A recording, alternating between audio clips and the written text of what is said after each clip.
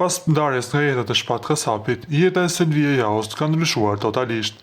Së fundmi, ajo ka ndarë me ndjekësit e saj një postim emocional në Insta Story. Selvia ka publikuar biletat e tyre duke i shoqëruar me fjalët: "Sot do doja më shumë se gjithçka të kisha dhe biletën tënde në dorë", shkroi ajo duke përlotur fancat. Kujtojmë se Selvia dhe Shpat Kasapi ndodheshin në Itali, në momentin kur Shpati ndërroi jetë, ndërsa ky postim i saj duket si një shprehje e dhimbjes dhe mungesës së madhe pas humbjes së tij. Këngëtari ndërroi jetë në moshën 40 vjeçare duke lënë pas familjen dhe të afërmit të tij me dhimbje të madhe.